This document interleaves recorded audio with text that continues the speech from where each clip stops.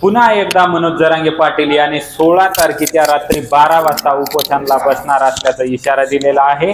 आंतरवली सराटीमध्ये मनोज जरांगे पाटील पुन्हा एकदा आरक्षणाच्या लढाईसाठी उपोषण करणार आहेत। तर दुसरीकडे ओबीसी आंदोलक नवनाथ वाघमारे आपल्या सोबत आहे, ते देखील उपोषण करणार आहेत।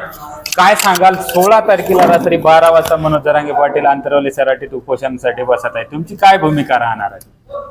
हे बघा, या राज्यातील जातीवादी मुख्यमंत्र्यांना आणि राज्य सरकारला जर उपोषणाची आणि जशास तसं उत्तर देण्याची जर भाषा कळत असेल तर आम्ही सुद्धा 16 तारखेला जरांगे जर बसले तर आम्ही 17 तारखेला जरांगे ज्या ठिकाणी बसतील त्याच ठिकाणी उपोषणाला बसणार आहोत।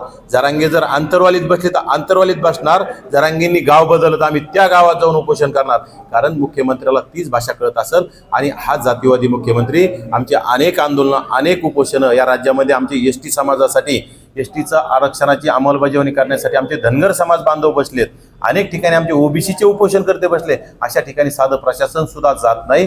तर आम्हाला सुद्धा जरांगेंना जर हे भेटत असतील तर जरांगेंच्या गावातच आम्हाला बसावं लागेल। आणि त्यामुळं या जातीवादी मुख्यमंत्र्याला कमीत कमी जनाची नाही तर मनाची लाज बाळगून जरांगीची भेट घेतली तर आमची सुद्धा भेट घ्यायला यावं लागेल, त्या मंत्र्यांना आमची भेट घ्यायला यावं लागेल। आणि आमची मागणी मुख्यमंत्र्यापर्यंत, प्रशासनापर्यंत जाण्यासाठी आम्ही हे नवीन हत्यार आता वापरणार आहोत आणि जरांगे जिथं बसल त्याच गावात आम्ही बसणार आहोत। लक्ष्मण हाके आणि तुम्ही दोघं जण बसणार आहेत का तुम्ही एकटेच बसणार आहात? हे बघा, उपोषणाची आमची जोड आहे।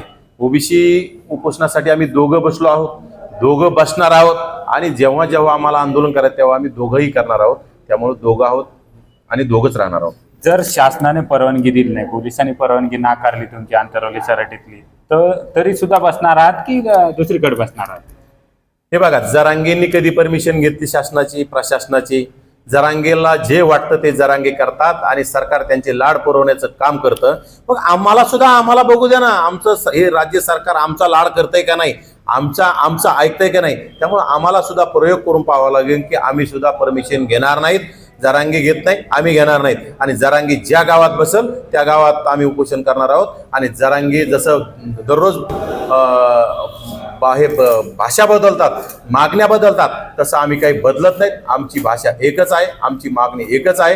ज्या राज्यामध्ये 57 लाख बोगस कुणबी प्रमाणपत्र वाटप झाले ते रद्द झाले पाहिजे आणि सगळ्या सोयऱ्यांचा अध्यादेश अजिबात काढता कामा नये आणि तो आम्ही खपून घेणार नाही।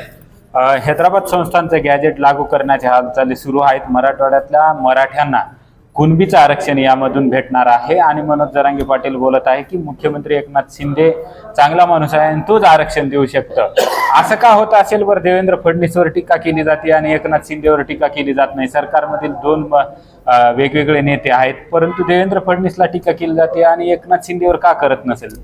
मी वारंवार यामुळेच या मुख्यमंत्र्यांना, एकनाथ शिंदेना इतिहासातील जातीवादी मुख्यमंत्री म्हणत आलेलो आहे।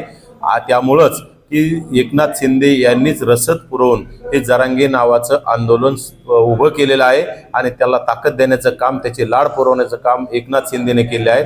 आणि ते वारंवार जरांगेच्या बोलण्यातून असं स्पष्ट होतं की जरांगेचे मालक एकनाथ शिंदे आणि शरद पवार हे दोन लोक आहेत। त्यामुळं येणाऱ्या काळात या एकनाथ शिंदे, शरद पवार या लोकांचे आमदार पाडण्यासाठी ओबीसी समाज समोर येणार आहे। आणि ज्या आमदारांनी आमच्या ओबीसींच्या पाठीत खंजीर खुपसून जरांगेंना तिथं ओबीसीतून आरक्षण द्यावं असे पाठिंब्याचे पत्र दिले, या सर्वच मराठवाड्यातील नाही महाराष्ट्रातील आमदाराला आम्ही पाडणार आहोत आणि ज्यामध्ये आमचे तिथे ओबीसीचे आमदार निवडून आणण्यासाठी आम्ही प्रयत्न करणार आहोत। किती आमदार आहेत तुमचे, हे जे तुमच्याकडे आहेत ते त्या ठिकाणी तुम्ही पाडणार आहात? फक्त मराठवाड्यात 30च्या आसपास आमची यादी आहे, हे आमचं ठरलेलं आहे आणि ते आमदार पडणारच आहेत। ते तुम्हाला पडलेले सुद्धा दिसतील आणि त्या ठिकाणी आमचे ओबीसीचे आमदार, काही ठिकाणी आमचे 30 पैकी 2-5 ठिकाणी ओबीसीचे नाही आले तर पण त्यांचे खांदा पालट होईल आणि पहिला आमदार जाऊन दुसरा कोणत्या तरी समाजाचा आमदार येऊ शकतो। आम्ही कधी एका जातीला आम्ही त्रास दिला नाही, परंतु जर हे मराठ्यांचे आमदार जर आम्हाला जाणीवपूर्वक टार्गेट करत असेल, आमचं आरक्षण आमच्या मतावर निवडून येतात आणि आमच्या आरक्षणाच्या जर मुळावर घाव घालण्याचा प्रयत्न करत असेल तर यांना आम्ही यांची जागा दाखवणार आहोत। आमचा समाज आता जागा झालेला आहे, समाज पेटलेला आहे आणि तो नक्कीच मतपेटीतून या मराठ्यांच्या आमदारांना, जातीवादी आमदारांना घराचा रस्ता दाखवल्याशिवाय राहणार नाही। निश्चितच आपण जर पाहिलं तर 17 तारखेला मनोज जरांगे पाटील हे देखील आंतरवली सराटीत उपोषण करतायत, तर नवनाथ वाघमारे आणि लक्ष्मण हाके ओबीसी आंदोलक हे दोघं देखील आंतरवली सराटीच्याच गावात उपोषण करणार असल्याचा इशारा त्यांनी नवनाथ वाघमारे यांनी दिला आहे. सुधाकर जाधव, लोकशाही मराठी, जालना.